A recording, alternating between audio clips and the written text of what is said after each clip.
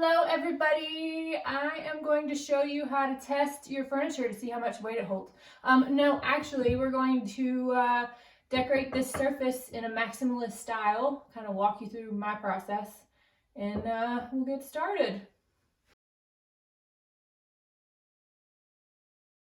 Step one of my decorating process, I clear the surfaces so that I have a blank slate up here and here, and that I'm not distracted by things that are already there, so I can be open-minded about my decorating. So step one, clear your surface.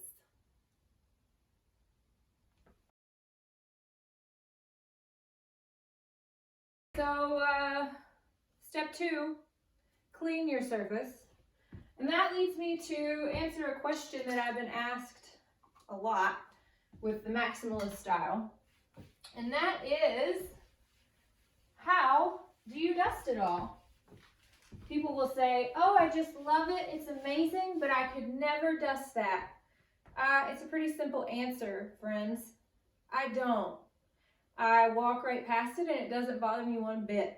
Every now and then I'll hit it with a Swiffer if it gets out of control, but other than that, I just use lots of filters, and that's why you can't see it. So Instagram makes that pretty easy. I wish I was the type of person that cared, but I'm just not, and it's all about accepting who you are. So yeah, moving on to step three.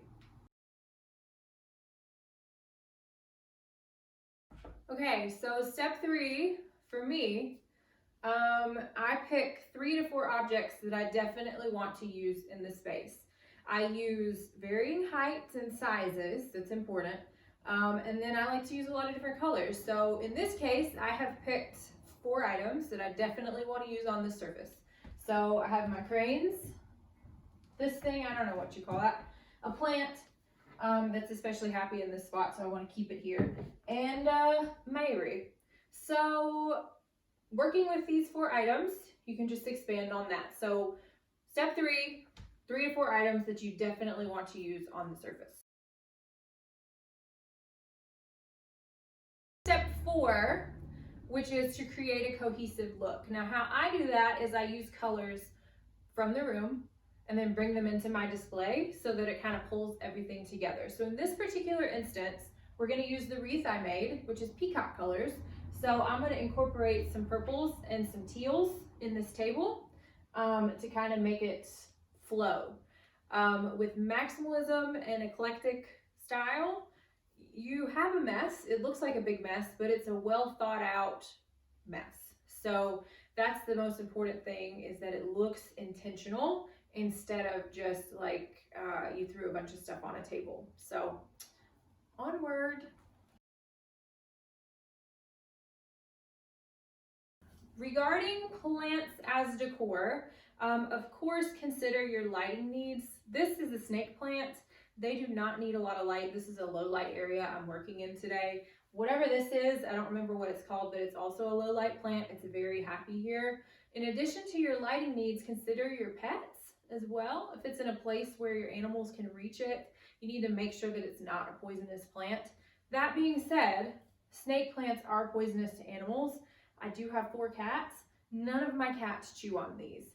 I've been really careful about watching them around my plants. You'll notice I do have a lot of house plants.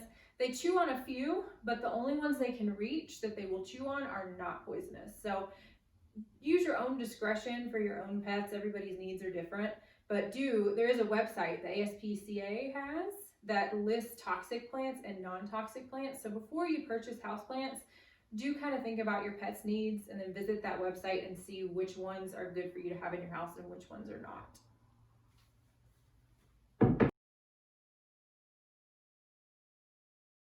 Okay, so I've shopped my house. I laid out a couple items that I want to use here. How I set things up is I start with larger objects on either side. So you're going to have a height variation. You want to put your tall stuff on the outside and then kind of work your way in this case. Now it depends on your wall art and things like that, but because I've got this big mirror here that's round, it always looks better if I have tall things on the end on this particular surface. So I'm going to go through and kind of put things out and then kind of look at it and see what else I need.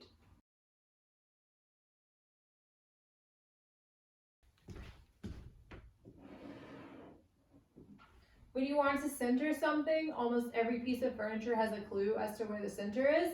In this case, you can't see it, but there is a support beam on the bottom, so I always line up this thing with that support beam.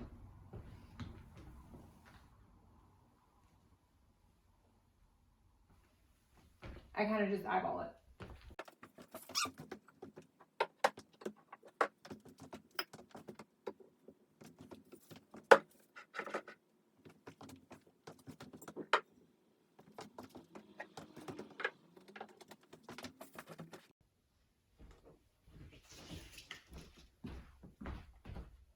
Okay, so on to the next thing, which is levels. So if you notice this right here, you have all different levels. Some of it just looks off. I feel like things need to be elevated that are not, like here we have this big empty space in the wall where there's not a mirror. So I feel like whatever's here needs to be taller.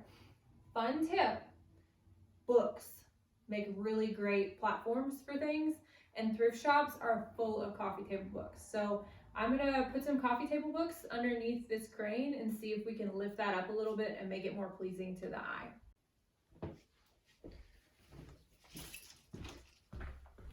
Okay, that is much better.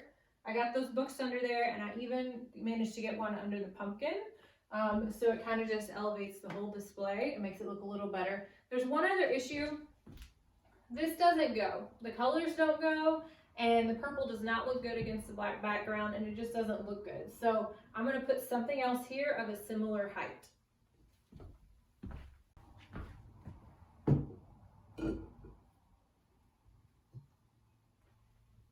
Okay, I'm on a real chinosery kick lately. It's almost a neutral to me. So we have the chinosery candle holder with the teal candle to match the wreath.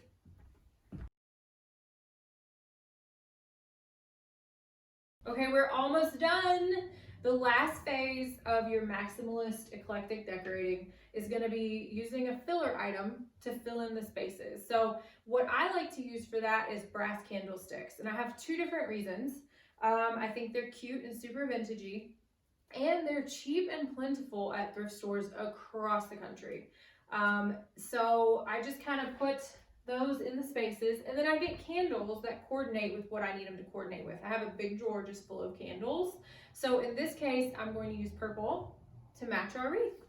All right, guys, it is done for now. Thank you so much for watching. I hope this has helped you somehow. Please subscribe and hit that like button, and don't forget, be bright and do right. I don't know what to do with my hands. Be bright and do right.